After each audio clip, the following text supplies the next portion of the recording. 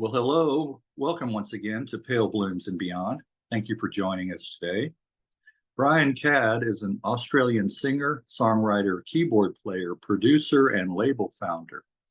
He started his music career as a member of folk R&B rock band, the Groop, from 1964 to 1969.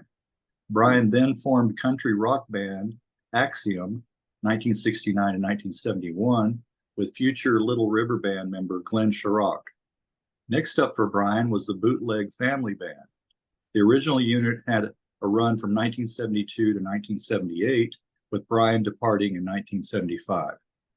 In 2015, Mr. Cadd would reform the band to release the album Bulletproof the following year.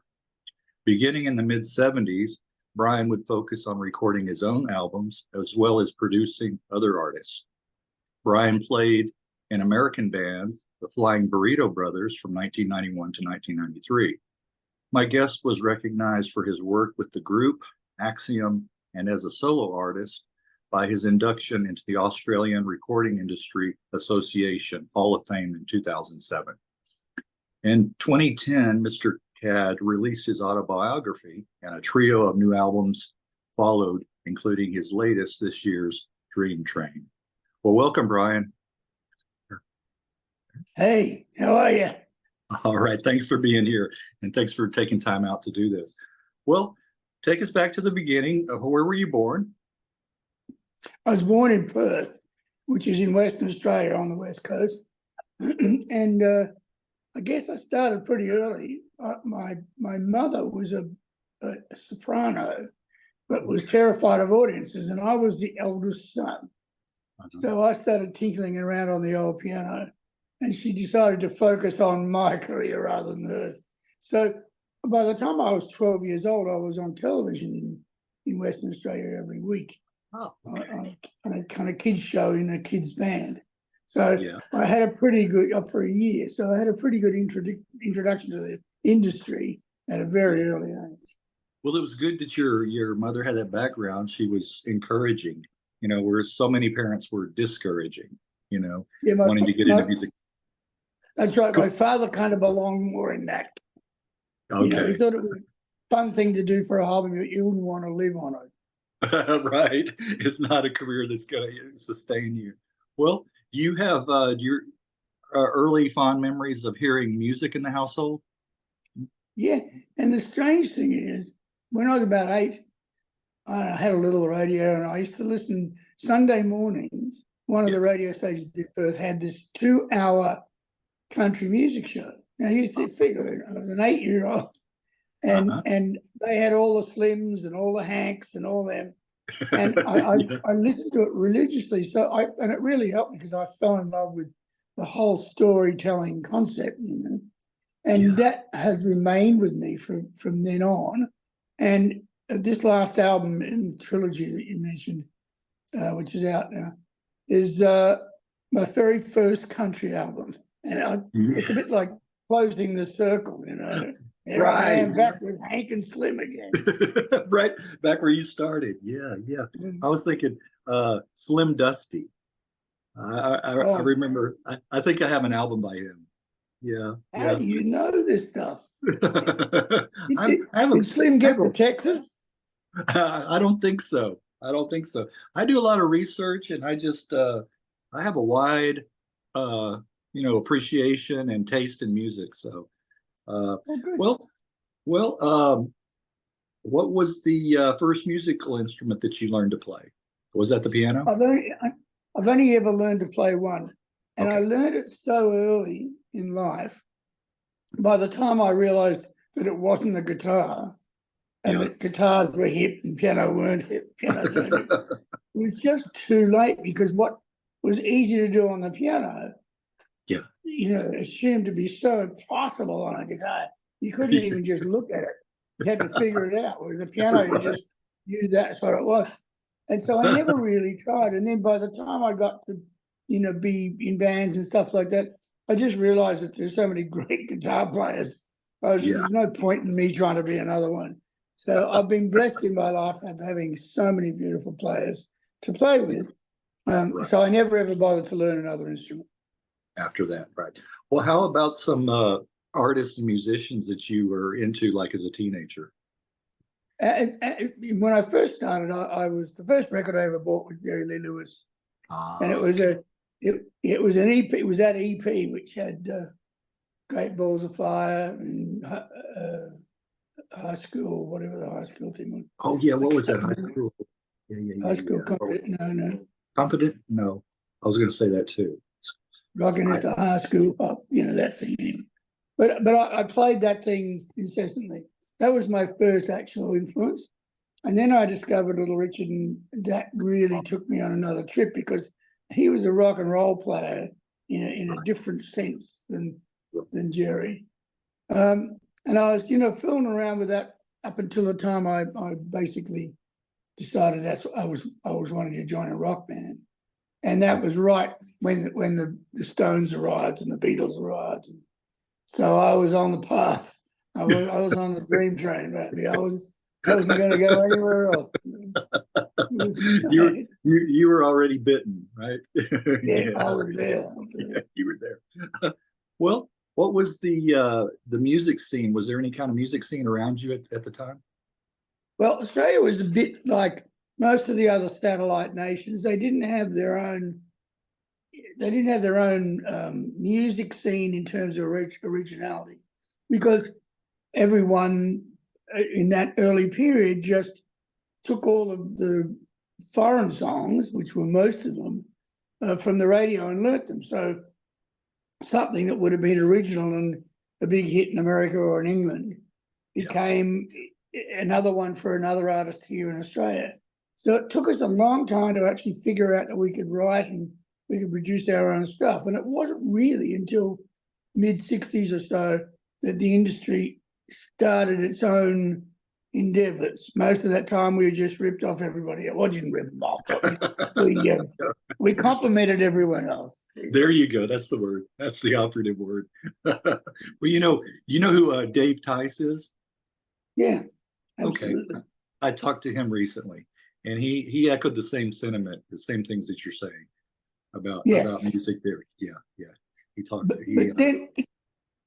it turns out that in a way it worked for us because we're so far away from everybody. And back in those days, it was a fortune to fly anywhere, or it was 6 weeks in a leaky boat.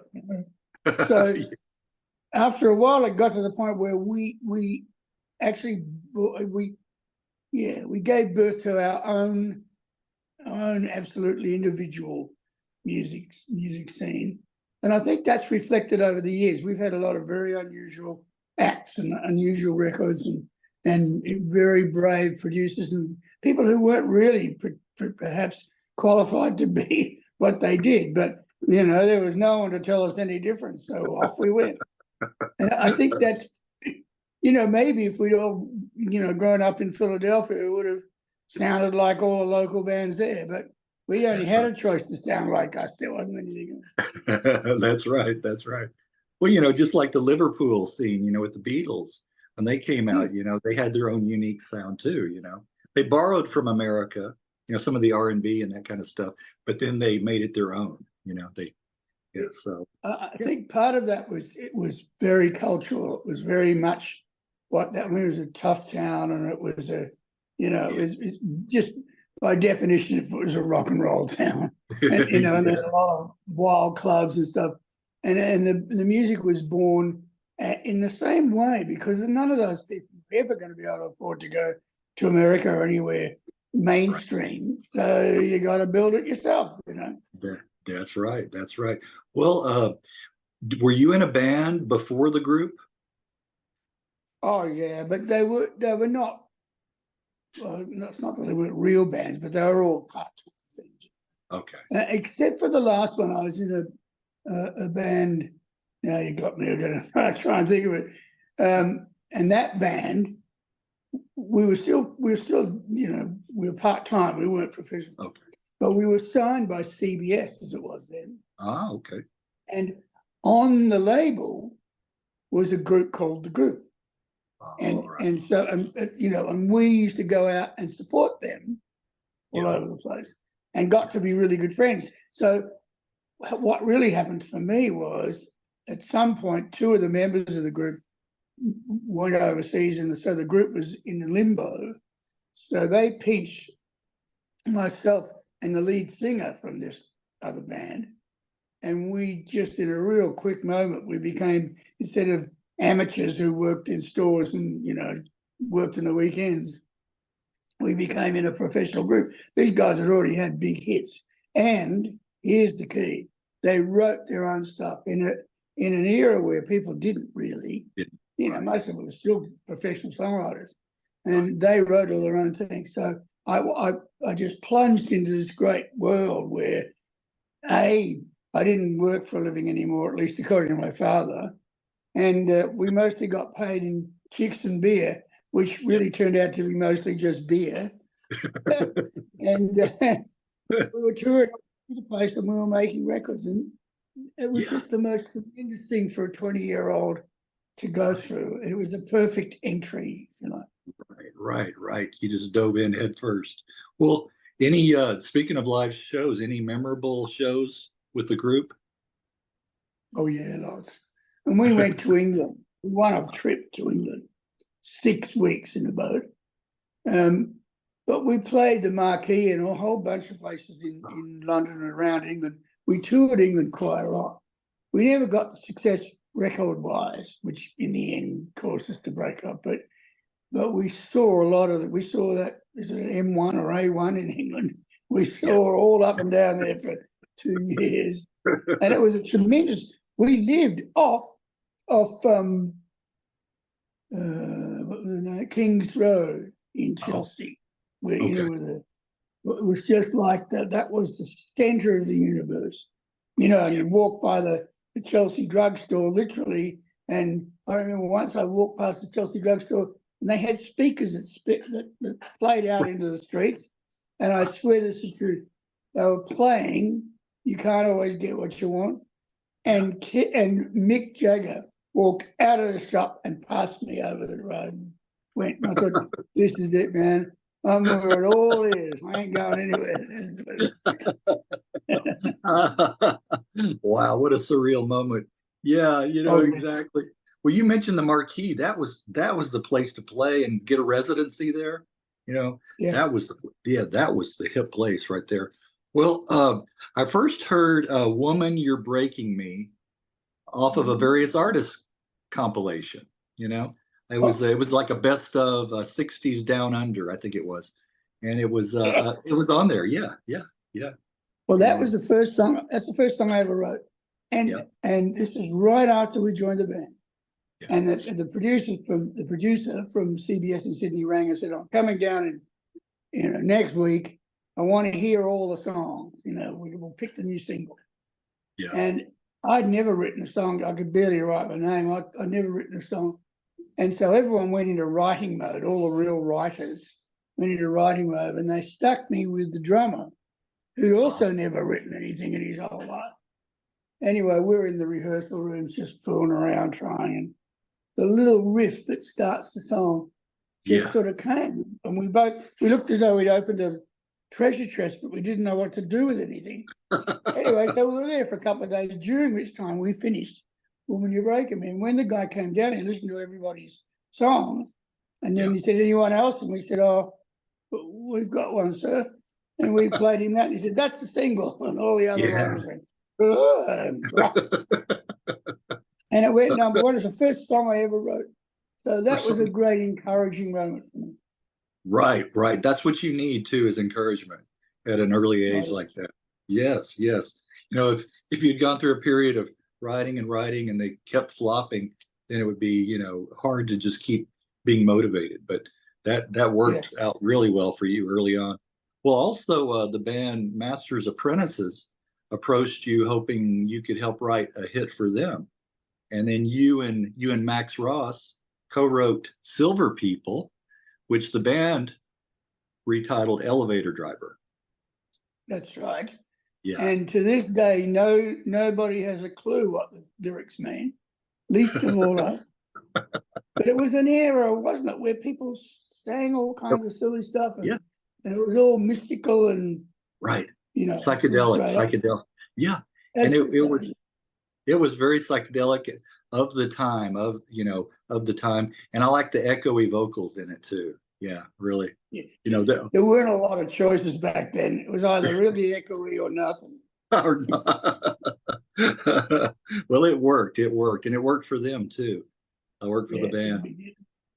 Well, after the breakup of the group, you and Don formed Axiom. And that was with Glenn Shorrock, who was previously in the Twilights. That's right. Actually, it was Glenn and I that formed it because we'd become good friends. And Don, jumped in and we got started. But that was way before Little River Band. But he'd already, the Twilights were a huge band in Australia. They were sort of like our Hollies, big band, lots of harmonies. And he was a naughty little boy, and we formed a naughty little band. Now, actually, what really happened is we both fell in love separately with music from Big Pink, and that changed my life. It certainly changed it. So we wanted to be that band, and they weren't going to ask us, so we had to form our own one, and that's what Axiom was. Right. I've heard how influential the band has been and was, for so many other artists. Seminal band. They didn't really fit into any one category. I think that was what was really good about them too. I think so. They had a couple of things going for them. First of all, they didn't sound like anybody else and had no intention of sounding like anyone else. Right. Other than Wyatt Earp, probably. And the other thing was that they encapsulated, in a strange way, the sort of storytelling that country music has. Right. So you found interesting characters in a third person. It was like they would paint a picture with all these people in there and then make them all move around and say things. And that was a really unusual thing because at that point in time, people in the rock scene or in the pop scene were writing, I love you, you love me, see you at the drive-in, that was about it. Right. And these people were writing songs about the Civil War, and it was just, we fell in love. It was fabulous. Right. So you had, going way back, you mentioned earlier, you always had an affinity for country music. Yeah, I did. And if I hadn't have been born when I was and joined the music industry for real at 20 and joined a rock band, I don't know what would have happened. Maybe I would have gone country, But I had such a long run in the rock scene. It was really a bit difficult to suddenly change. It's not like they'd let you anyway. You could have a steel guitar and everyone accepted it. That would never. Right. Yeah. But, I always thought, I don't know if this has anything to do with it, but the landscape over there, a lot of it, like the outback, and then Texas, some of our plains are very similar, and kind of desolate, parts of it. And I wonder if that led to the, appreciation for country music too, if that had something to do with it. I don't know. Oh no, it had a lot to do with that. That's a great observation because we have, like you, we have enormous distances with nothing in them. Even now, we basically live around the perimeter. And there's so much country there that goes through deserts and mountain ranges and stuff, not unlike what America went through. So it'd be very difficult to promote that concept to an Irishman because they only got about 150 yards and then they walk into the sea. But, but Americans and Australians belong to the, oh my God, this is an enormous country team. Right. And so I think we found a similarity. We were always in love with the concept of people going out west. And, my song Ginger Man is all about a guy who travels out west. And, only time he ever hears from anyone is, that thing, the general post office that Americans had back in the Wild West. They had one in San Francisco, one in Los Angeles, one in Denver. And unless you went there and they sent their letters to you there, you'd never hear from anyone. So you just have to wait till you got to a general post office and then you get 9 envelopes and people would have died and got married and had kids. wars would have started and all this stuff, and you didn't know anything about it. In a lot of ways, we were a similar entity to that. Yeah, yeah. And tumbleweeds and things like that. Just looking at some of the dated photographs from Australia, from the time that we were in the old West. It's very similar, and then they would dress similarly, with the cowboy hats and the things like, so it was like, really, really, like almost not mirror image, but very similar. And I just found out, yeah, not too long ago, this was probably a couple of months ago, the size of Texas is larger than the UK, than Britain. It's larger than, and I was like, wow. And I know, and then Australia is like humongous. So it's the largest continent in the world. Yes. And now it's the largest island in the world. Right. But it encompasses the same sort of size as all of Europe. Right. And then some. Right. And then some.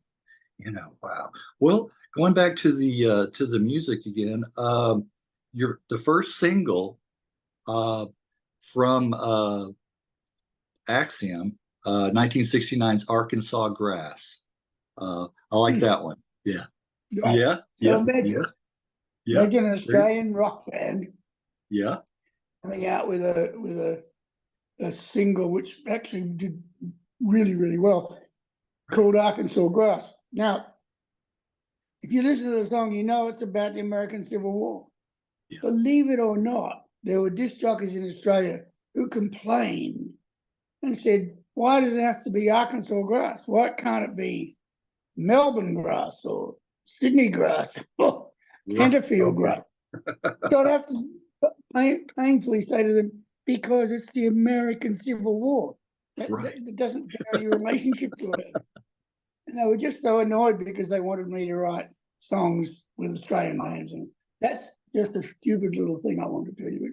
It's amazing where the thinking was back then. Right. Should have said, well, that's not how I wrote it. That's not the title I gave it. It's yeah, I know. Yeah, trying to instill some of that patriotism there.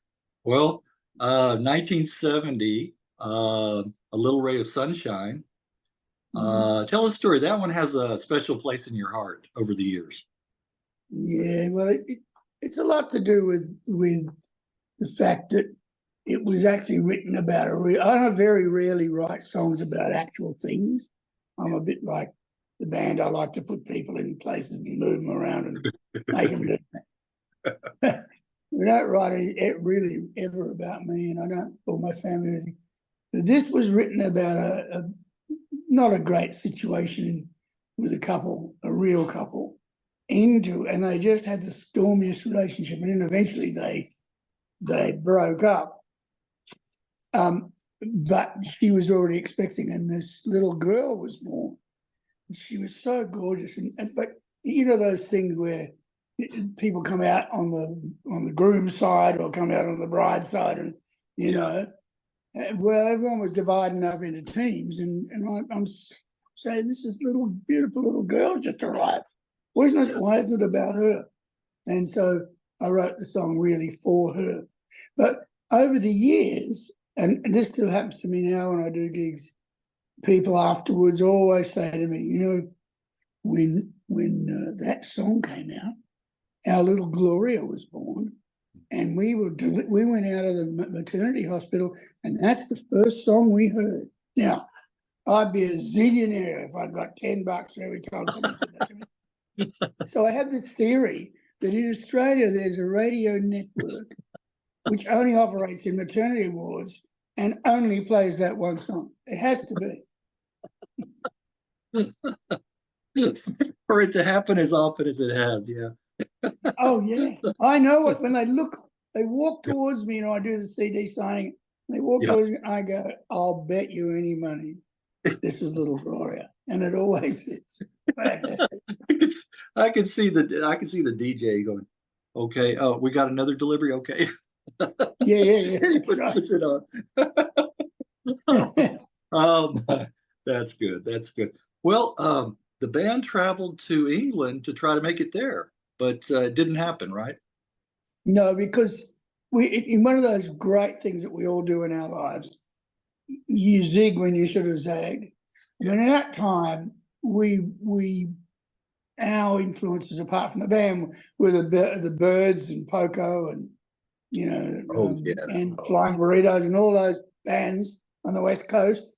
And where did we go? We went to London, and we were a country rock band. They didn't want country rock bands there. They didn't understand them. So we'd just be there country rocking all over the place, and people would be, we can play Dave D, Dixie Mix and Dish, or whatever that band is. So we got very demoralized, and we made another album there, and it wasn't great. Yeah. So And the timing is everything too, because if it had been a few years later with the pub rock scene that hit England, you would have been right in style. If it had been a few years later, with Brinsley Schwartz and Dr. Feelgood and all those bands, they were playing, more country rock kind of music. Oh, but that was a little later. So we go back. We go back and we break up, and then a year later, I'm in London doing something, and Mike Nesmith's on playing in London. And I thought, right? Just missed it by that much. Yeah. Music is so much luck and timing, right? I mean, being at the right place. Yeah. Well, you then you did move to the U.S. after that and release the single "My Baby's Gone," and released the second album. Yeah. The second album we released only in Australia. Okay. They weren't interested in releasing it in England, and we'd already broken up. And you'd already broken up. Goes back to Australia. They released "My Baby's Gone." It goes straight up the charts. Yeah. So we're back on the road again, like the low moral people that we were. Over the money. Right. It's kind of like when you I've had this happen to me too. It's like when you stopped doing a project, something that you really enjoy, and you're finished with it, then somebody wants to come and ask you about it. What about? Are you still involved? No. Where were you when I was doing it? That's right. Right. Oh yeah. Kind of like rubbing salt in the wound a little bit. But it is a lot. Yes. Right. Well, you did return to Australia, went back there, and you started recording solo material, and you set up your own label, Bootleg Records. Yeah, much to the horror of the American industry, because that was such a bad word. It wasn't a big word in Australia. We didn't care. I just thought it was a funny thing to do. Yeah. We'd make label deals in various parts of the States, and inevitably they'd say, "We'd love to sign you into Solid, but we cannot use the word bootleg," which of course made us more insistent that we use it. So that was a wonderful period for me. I'd come off the road after the Axiom thing, and I was over it. I'd been on the road for 10 years. And I wanted to learn to make records and, that side of the industry. So I was offered a position with Fable Records, which was a big sort of AOR kind of label, middle of the road label. And the guy that owned it, after a while, he said, "You know what, why don't we start a rock label and you can run it?" And I was thinking, it was like another dream handed to me. I mean, I couldn't have pulled that off by myself. But I had a father, an adopted music father who let me do it. It was amazing. And that was one of the great periods in my life. It was about 10 years, that was. And I got to sign people that I wanted to, and they were all rock people. And we had a bunch of hits. And we at that time, Leon Russell was, he had Shelter Records at that time. Right. One of their tricks was that they used to go out with the whole label and do big shows with everyone on the label playing. So I stole that. And so that's how the Bootleg family was formed, because it really meant all the labels all the artists on Bootleg Records all toured together. And no one had ever done that in Australia before. So it was just, a nice, interesting little thing to do. It was fantastic. Yeah, yeah. Well, it worked. It definitely worked, Did you notice after that, did any other musicians, artists try to kind of mimic you, start their own labels like that? Yeah. Yeah. Once something's successful. Yeah. You have people following. Well, one song from your first solo album, Ginger Man, from '72. I like that track. And of course, I was attracted to it. The first line, she wrote to me from Texas, Yes. Yeah. Yes, I'm glad you like it.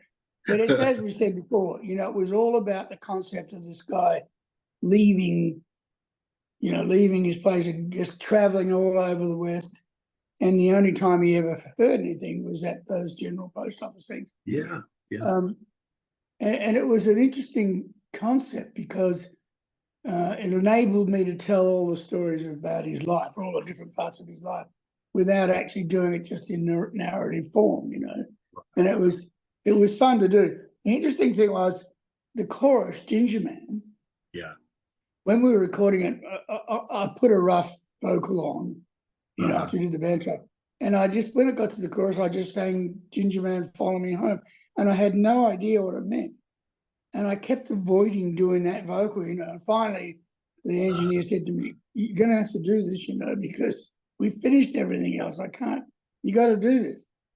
And I said, but I can't come up with anything. He won't let me replace the phrase. And he said, well, I don't know. I've just gotten used to it. So why don't we do it anyway? It'll never be the single. Yeah. Right. So it was the single. Right. It was. It was an absolute monster. And to this day, people come up to me and they go, I really love that Ginger Man song. It was important when we were young people. And they say, what's it about? So, it sort of proves the point, doesn't it? You don't have to be, well, I suppose it's like blinded by the light, nobody, not even Springsteen can explain what that means. That's right. That's right. Anyway, it turns out about 2 years after I was, I've been touring that song. I'm on stage one night and I realized that I know what it means. This was pretty earth-shattering for me after all this time. It hits you, And it turns out that my favorite novel of all time is by a guy called J.P. Donlevy, and the album is called The Ginger Man. And what I'd done was I had used the character in that book as my cowboy traveling around. Of course, that guy was Irish, but I put him on a horse and off he went. But no, I just used him as the character. So my subconscious wouldn't allow me to change it. And so I got to be really happy with it after that. I was going to say, subconsciously you did. Yeah. Well, now, can you imagine? Go on. I was going to say, can you imagine after the show and you run into a couple who've had 700 beers? Yeah. And they ask you what the meaning of Ginger Man is. And you can't tell them that story. Yeah. What? Yeah. What? Right. Well, it's good. You hear from fans, I'm sure you do, over the years about this song. Well, you talked about before, the songs that meant so much to them, like A Little Ray of Sunshine. And, the first time I heard it was, special and those kind of things. Yeah. That's got to mean a lot to you. Yeah. Oh, it is. Well, and it translates, incidentally, just as an aside, it translates directly into what happens to me on stage now. Right. Because I go out there and there's all these people who grew up with me. Right. They were young when I was young, and now they're still going out and rocking. And I can start something like Little Ray of Sunshine, and I look down and there'd be a 60-year-old couple. And when the song starts, they kind of look at each other and smile. And I know that they got a little Gloria there. Yeah. Do you notice that at these live shows, do they bring their kids and their grandkids? Oh yeah, and they're all adults now. And they're all, some of them have got Little Rays of Sunshine. right, right, right. You know, and just passing it down, right? Yeah. You know, Yeah. that song's about you. uh, and the band, Bootleg Family Band, uh, did have a hit covering Loggins and Messina's "Your Mama Don't Dance." Yeah, Mm. Oh, yeah. And we're so glad we did, because yeah, that version wasn't a hit in Australia. And a yeah. guy from Capitol Records actually sent, who's Australian, and he was working at Capitol Records, and he sent us that song. And he said, you know, the Bootleg Family as a whole group, all Yeah, the artists should get together and record that song, because it's right, got to be it's a great anthem for, you know, right. closing song on a show. You know? Yeah. And he was exactly right. And I still close the show with it today. I was going to say it goes down well live, I imagine. Oh, Yeah. Oh, yeah. Oh, absolutely. yeah. Oh, yeah. Well, how did John Farnham come to record your "Don't You Know It's Magic"? Because I won the Yamaha Song Contest here in Australia, and the prize was to go and compete in the Tokyo contest, and I was allowed to take any singer in Australia I wanted. Okay. And of course, there was all of the singers in Australia, and then there was John Farnham, who was about a foot taller, and it was just one of those great experiences. And hold on, are you there? Oh, Yeah. sorry, I Here. got low battery. Yeah, so I just took him there, and we won the song. We won the contest, and so I came back, and just seemed logical to record it because he got so much Yeah. publicity about it. And Right. it's beautiful. It's great. It's great to hear him sing it.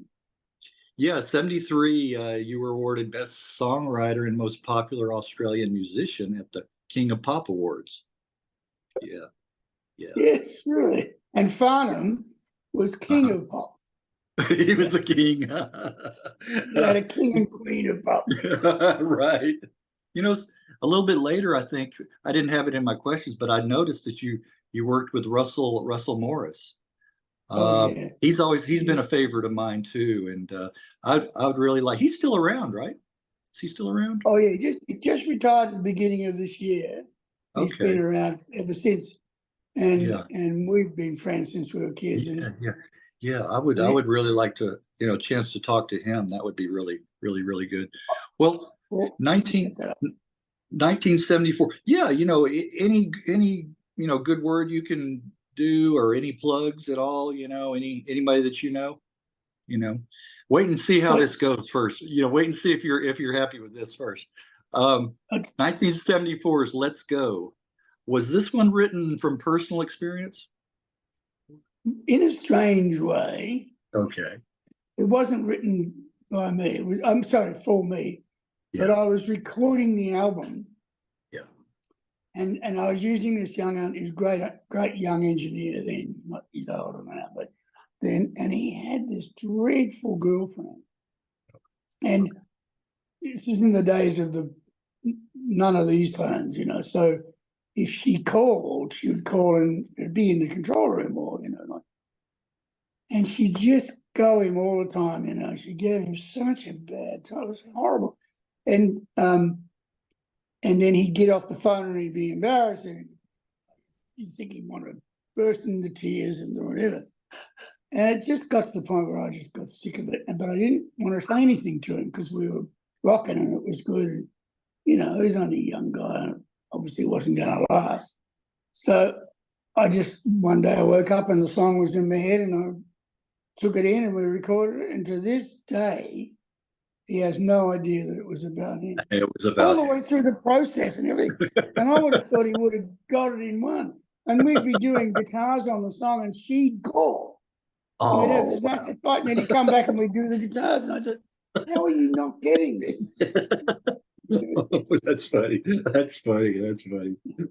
Well, after releasing your third album, Moonshine, you left for America. Yep. But the album did quite well, though. Moonshine. Oh, yeah. That didn't let go. Remains today the song that's most recorded, song of mine that's most recorded. There are 63 versions around the world. Wow, really? Wow. Including it being #1 twice in South Africa in Swahili. Wow, in Which Swahili. I've been tempted to sing some nights, but I don't. But Dobie Gray did it. Lots of. Oh God, Still a Black. There's a big long list of people who've recorded that song, and I'm just so happy with it. And it amazes me that the song that's been recorded the most number of times is the one that says "Get out of the relationship," Right, as opposed to the little girl. But I suppose people relate a lot more to "Get out of the relationship." I was gonna say exactly. What is it? 50% of marriages end in divorce, something like that. So yeah. Well, what did you do when you got to LA? I was signed to Capitol, and I made 2 albums for Capitol. And Capitol were going through a very commercial. I mean, they just had a #1 record with Neil Sedaka, for God's sake. Right. And here I come with my Ginger Man songs. They didn't really get it. But I fell in love with the place, and I got involved in the studio, in studio work. But also I became a songwriter for hire, which I'd never really done before. And I wrote with lots of great writers in Los Angeles. And so gradually my career shifted to studio and as a songwriter for other people. And I had a great run in America for a long time, right, without really being an artist. But the strange dichotomy was that I would, every 3 months or so, I'd get on a plane and go back there and be him again, touring around. And then I'd fly to Los Angeles and be the other guy. It's kind of like that. Yeah, dichotomy. Maybe it was split personality. No, I'm just kidding. Yeah. I know. I've noticed it lately. It's coming out more. Yeah, I'll just get the other guy now. Oh yeah, right. Could he step in? Yeah. Well, how did you hook up and start touring France with Johnny Hallyday? That was really a songwriting thing too. I wrote a song called "Yesterday Dreams," and Bonnie Tyler had a hit with it in England, and then the producer that produced that version was asked to produce Johnny Hallyday, and he loved the song. So it didn't take very long for him to be in Paris and talk Johnny into it. And so Johnny did a version of it, and it was a hit. And not only with that, but he and Sylvie Vartan had broken up. And I'll never know whether this was just for spite, but she recorded another version of it, and that was a hit. So the two of them, who were estranged, both had hits of the songs happened to be my songs. So I was so happy. You're saying, don't look at me. Yeah, don't look at you look it right. up. Look it up. Funny. Well, tell the story how you came to join the Flying Burrito Brothers. That was when I was living in Nashville. I lived there from 90 to 95. And I built a studio there, and John Beerland, who'd been he started in Hearts and Flowers, I think. He worked for Ronstadt and everyone in the world. He's a great, interesting talk too. I might put you on to him. He's great. Yeah, right. And he's got a million stories, my God. Anyway, so, and some of them are true. Some of them. But he moved to Nashville, and I moved to Nashville. But he said, "Oh, come on, Los Angeles was all, hip hop and stuff at that point, and a lot of gangs, and So, and I had little tiny kids, so we just moved to Nashville. It was gorgeous, and I arrived in Nashville once again. It's the timing, isn't it? And I arrived there just as Garth Brooks and people like that exploded, and people went from selling 700,000 copies to selling, like Garth sold 14 million copies of the first album or something, And so I was lucky enough to arrive there at that time. And John used to come down and work in the studio. And I knew how to do that because I'd spent all that time in Australia, and we got to do lots of fabulous projects down there. And we wrote a lot. And John was in the Flying Burritos, but they weren't doing anything at that point. They decided they were going to do it again. but they all lived in Los Angeles or in California. And so they would send song ideas to John, and John would very often bring them to the studio and we'd finish them. And then we'd demo them and send them back there. This process went on to about 3/4 of the album in demo form. And then finally, I just got this call one day from Sneaky Pete. And he said, let's cut out the middleman, join the band. Okay. Wow, there I was. I was a Flying Burrito, and they had been, when Shorrock and I formed Axiom, they were one of the biggest influences on us. And here I was actually in the band. I was going to say, how surreal is that to think back, if somebody had told you, 10 years earlier that you were going to join the Flying Burrito, you would have thought they were crazy, Oh, yeah. Yeah, that never would have been. It'd be like saying, so the Birds are going to give you a call, Right. Abuse. Right. Great fun. And there's a great thing about American acts internationally is once they convert their audiences, they stay amazingly loyal. Like we toured a lot in Europe, and in Europe, Flying Burritos were gods. They were just, you play in Munich and it was like the Beatles, Right. And whereas you play in America, and they were selected venues, you wouldn't play all over the place. They play on all the, marbles and all those things. Right. But in Europe, I mean, gosh. Yeah. And the funny thing is, go on. Go ahead. No, go ahead. No, I was going to tell you the story, but you go. No, go ahead. Before you forget it, go ahead. Okay, then the first time I ever went to Europe with them, and we were playing in Munich, that's right.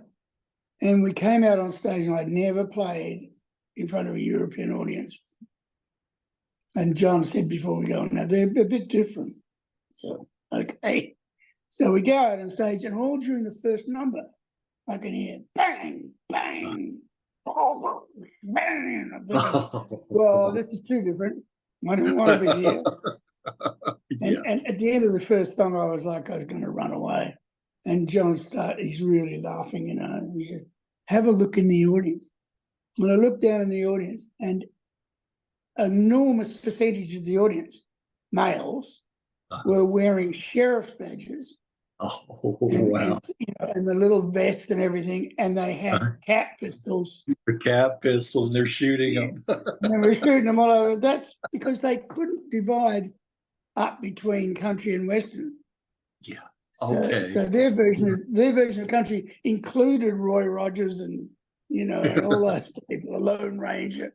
Scared the daylights out of me. It was all country and Western to them. Yeah. I have to tell you this one. You've probably heard this one before. When you go into a restroom, a bathroom, you're Australian. When you leave the bathroom, you're Australian. What are you while you're in the bathroom? What? European. I knew it was going to go somewhere. I'm going to use it. I'm going to use it. You do it. Yeah. That's an old one. Well, many artists covered your songs. Any that you're really proud of, really particularly proud of? Yeah. I think that Dobie's version of Let Go is amazing. And in an enormously unfortunate thing, he was on, I'm trying to remember the name of the label. It doesn't matter. But they were all excited about the record, and the single was about to release. And on the day of its release, the record company went into bankruptcy. Oh, wow.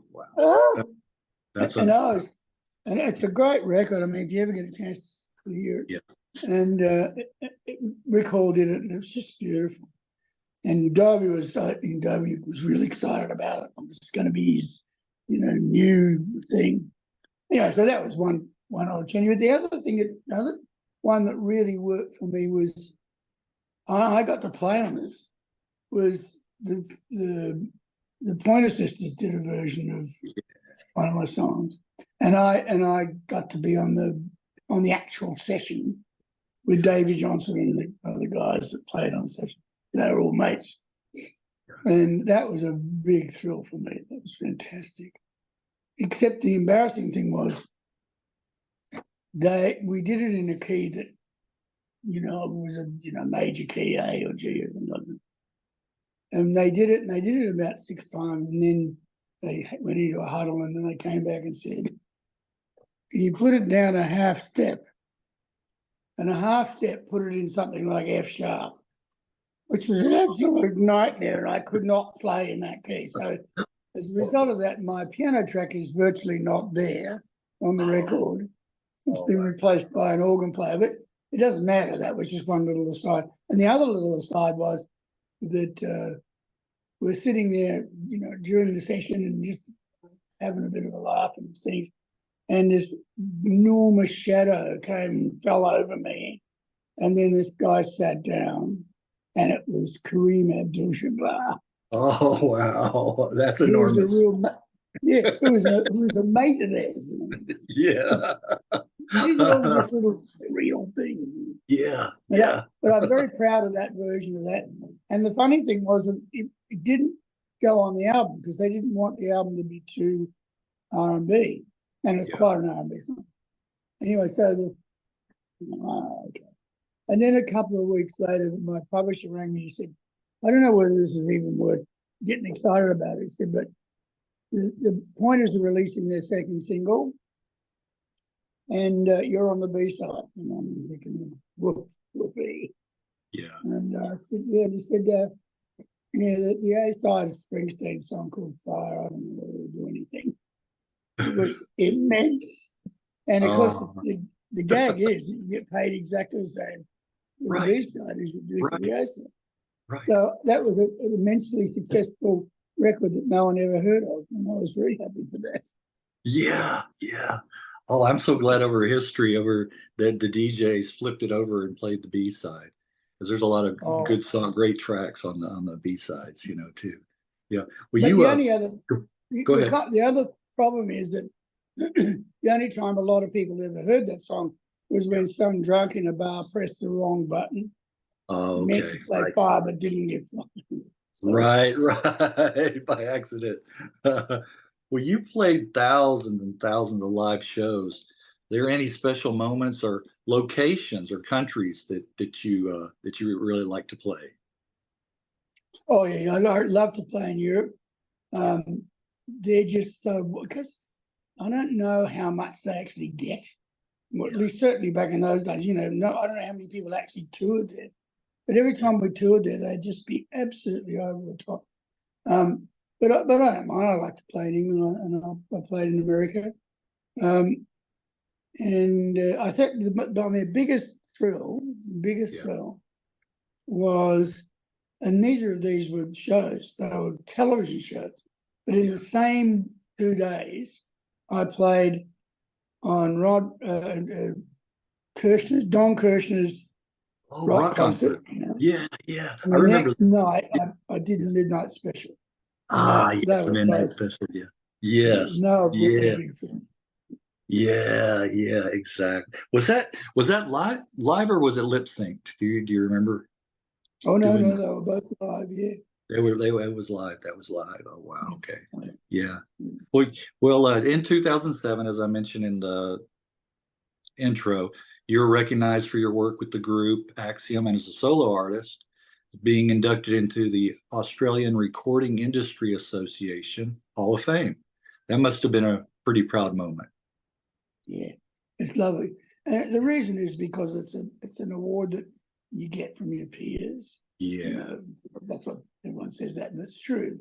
And that's a really nice thing to happen. Right. Not that the others aren't lovely, they're fabulous as well, but it's just a different one. And in the same year, I got into the Songwriters Hall of Fame too. So they were both industry or fellow artists. Yeah, nice to see that they respect you like that. Exactly. And you respect your work and your lineage that you've put together with your music. In 2010, you had your autobiography published from this side of things. Mm, How that long was did the it take? trip. Did it take you to compile that? How long did it take you to put that I together? reckon it would have been 6 months. It kind of poured out in a way, because once I discovered how to pour, Yeah. you couldn't stop me pouring. And I also got a lot of help because, so often, particularly in the 60s, there are lots of bits about the 60s that I couldn't remember, as you might imagine. Right. But What I do always they managed say? to find What do some. they? What do they? I was going to say, what do they say about that? If you remember the '60s, you weren't really there, right? That's right. That's exactly right. Yeah. But there was always somebody who I could interview and say, "What did I do?" Or Yeah. Yeah. what happened then? And they'd tell me. So Yeah. it worked out great. It was a lovely thing to do. Cathartic, of course, most of those things are. There you go. There you go. Right. Right. It Get was that. fun. Right. Get that in a book, and has that sold pretty well? You know, you get some Yeah. reaction and response from Oh, yeah, people. it's done well. Yeah. It's done well. Yeah. Done well. In 2015, you reformed the Bootleg Family Band, and then the next year would come the album Bulletproof would be released. Yeah. Mhm. Was that with the same members, or were there different members from Well, the no, that original? was all the same members, Okay. except one of the gals had passed, so we replaced her with another gal. But apart from that, it was all the same people, Okay. and they still look cute. No, and the question I always ask, then the magic was still there, right? yeah, it was amazing, and I bet you hear this all the time. But it was amazing how you put them all back in the same room, and passed a couple of cocktails around. It's just like nobody ever left. There you go. It's just like yesterday. Right, right. Yep. Except that always the drummer has to keep telling stories. I don't know whether you've noticed this about drummers, but we'd be doing something and he'd go, this reminds me of the time, and everyone would go, oh no. Why is it always the drummer? Yeah. Why? I know. Good one. Good question. Good question. Well, in 2018, you became a member of the Order of Australia. Another commendation. Yeah, another nice one. What is that? What is that like? What does that equate that to the US? Is there some kind of award that's similar to that? Member of the Order of Australia? I don't know. Well, it's like it's on the Queen's or King's birthday honors. Okay. So it's more to do with that system. Oh, it's like I don't know, maybe a bit like an OBE or something like that. It's for a lifetime of service, and eventually they started giving it to the arts. So a few of us got them. They're beautiful. It's a wonderful thing to happen, and it just feels good. Every now and again, you'll see your name written, and it's got AM on the end of it, and you go, yes. Yes, there you go. That and $6 will get you a cup of coffee. Take that, right? So I should call you Sir Brian then. Okay. Right. Well, but not Dame Brian. No, we won't do that. We won't. Well, real quickly, in 2019, the album Silver City was released. And then it's a little nod back to the song Silver City Birthday Celebration Day from your 72 album, right? Yes, and it happened in the strangest thing. I did it in Nashville. Great players, beautiful experience. And we finished the last tracking day and we had about an hour left. Everyone sort of just standing around. And then this Doug, what's his name? Dan Dugdale, who was a steel player and dobro player, and he played with Ron Stadd and all those people. Doug, real hero of mine. And he and the acoustic guitar player came up and they said, "Listen, we've got an hour. Would you just let us record? We found this song of yours on the internet. It's a song called Silver City. Would you mind if we recorded it?" And I just can't imagine why that would have happened, but they'd done it and they'd figured out an arrangement and everything. So what am I going to say? No, No. And they did it. It was absolutely a beautiful version, real country. And of course, the Australian Record Company said, "Well, that's going to be the name of the album." Yeah, no. So it sounds like it's a collection of old records. Yeah, But in yeah. actual fact, it's the only track that wasn't brand new. I like Everybody's Leaving. I like that track. And I like the line, everybody's leaving, but nobody's really gone. I like that. That's right.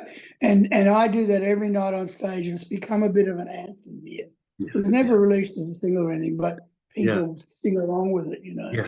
So I guess we're all, you're not, but we're all at the age now where, you know, it's quite serious. You lose people, and we lost a whole lot of people. And when I wrote that song, I wrote it because, you know, Tom Petty and Glenn Fry and Prince, and it was just, they seemed like they were all going real quick, you know. Right. And that sort of upset me for a while, but then I realized that a lot of the stations who would not normally play Tom Petty or something would play their records. Play it. And so, you know what? That they're not really gone at all. So No, they're not gone at all. The music stays around, and you know the old saying, you know, if you want to sell more albums and be more famous, die. You know, right? Not worth it. It's not worth the trade-off for me. Yeah, yeah. Okay, and then one last talk briefly about the Dream Train, the new album. Yeah. All right. Well, Dream Train was this. That's the circle. Full circle, yeah. It went from me being an 8-year-old listening to Slim and Hank, and then now at 77, I decided I was going to do a country album. Yeah. And it was such a thrill because not only did it represent a brand new, as an artist, a new adventure, but it enabled us to use the sort of beautiful instrumentation and stuff and the storytelling attitudes that I'd always loved about country music. Yeah. But I kept getting the rock drummers and the rock guitar players, and then all of a sudden there's all these beautiful dobros. Dobro. I've had a great time. And what's great is that the song went #1 country. The album went #1 country, which was a real thrill for me. And it, you know, and everyone's going, yeah, but it went #1. Like, what are you doing? What's happened? Don't knock it. Don't knock it. Right. Right. Well, that's great to hear. Okay. Well, Brian, I appreciate your time and sharing so many stories and going back in time and going in that time machine with me. And I will let you go, and all the best to you, and stay in touch. I'll send you a copy of this once I get it. Usually a week later, I'll get it edited a little bit. Shouldn't be much, and I'll send you it, and you can post it on your social, and it'll be on my channel too. So, you know. All right, and I'll try. I'll get on to Russell. Okay. Yeah, yeah. But I think you ought to talk to John Beelan, because he's one of those people that has literally played with everybody. Yeah, that would be a great storyteller. That would be great. That would be wonderful to do that. All right. All right. Put in a good word, and all the best to you. You keep on pressing on. All right. All right. I will. I'll see you next time I'm in Texas.